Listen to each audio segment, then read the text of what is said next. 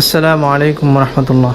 আজকে আমি আপনাদের সাথে যে হাদিসটা শেয়ার করব এটা মুসলিম শরীফের হাদিস, এবং এই হাদিসটা আমি মানুষের সাথে যখনই দেখা সাক্ষাৎ হয় বা কোরআন হাদিস নিয়ে আলোচনা হয় তখন চেষ্টা করি অন্যান্য হাদিসের পাশাপাশি এই হাদিসটাও মানুষের সাথে শেয়ার করার জন্য, যাতে করে এই হাদিস সম্পর্কে যারা জানে না তারাও যাতে এই হাদিসটা সম্পর্কে জানতে পারে। আল্লাহ রাসূল সাল্লাল্লাহু আলাইহি ওয়াসাল্লাম বলেছেন, আমি আমার উম্মতের ওই সমস্ত লোকদের সম্পর্কে জানি যারা কিয়ামতের দিন হাসরের ময়দানে উঁচু উঁচু পাহাড় সমান নেকি নিয়ে আসবে, সওয়াব নিয়ে আসবে, আমলনামা ভরপুর সওয়াব নিয়ে আসবে।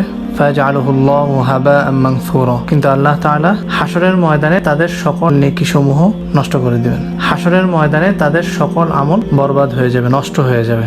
তখন সাহাবারা সবাই আতঙ্কিত হয়ে গেল, ভয় পেয়ে গেল যে আমরাও কি তাদের অন্তর্ভুক্ত হব নাকি। তখন আল্লাহ রাসূল সাল্লাল্লাহু আলাইহি ওয়াসাল্লাম বললেন, তারা তোমাদের মতোই মানুষ হবে, তোমাদের মতোই আমল করবে এবং তারা তোমাদের মতোই মানুষের সাথে লেনদেন করবে, কিন্তু ইদা খালাউ বিমাহারিমিল্লাহ, যখন তারা একাকী হবে, ইনতাহাকুহা, তখন তারা কি হবে? বিভিন্ন হারাম কাজে লিপ্ত হয়ে যাবে।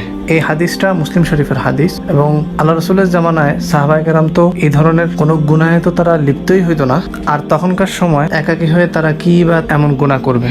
রাদিয়াল্লাহু আনহুম আজমাইন। তো এই হাদিসটা বর্তমান সময়ের জন্যই, আমার জন্য এই হাদিস, আপনার জন্য এই হাদিস, যাদের কাছে স্মার্টফোন আছে, যাদের কাছে মোবাইল আছে, যাদের কাছে ইন্টারনেট আছে, যাদের কাছে ল্যাপটপ আছে, প্রত্যেকের জন্যই এই হাদিস। আর বর্তমান সময়ে প্রত্যেকের হাতেই পুরো দুনিয়া, সবার কাছেই অ্যান্ড্রয়েড, সবার কাছেই ল্যাপটপ, সবার কাছেই আইফোন এবং সবার কাছেই স্মার্টফোন। আমরা যারাই একাকী হয়ে নির্জনে বসে নিজের রুমে যে কোনো ধরনের গুনাহে লিপ্ত হওয়া থেকে বিরত থাকার চেষ্টা করব, পাশাপাশি অন্য সব ধরনের গুনাহ থেকে নিজেকে হেফাজত রাখবো। নির্জনে, গোপনে কিংবা প্রকাশ্যে যত ধরনের গুনাহ আমরা ইতিপূর্বে করেছি, আল্লাহ তাআলার কাছে সেগুলোর জন্য তওবা করব এবং পরবর্তী সময় থেকে সেগুলো থেকে বিরত রাখবো নিজেকে। আশরাফ আলী থানভী রহমতুল্লাহ আলাইহি বলেন, একজন মানুষের গুনাহ থেকে বিরত থাকার জন্য একটা কাজ করাই যথেষ্ট।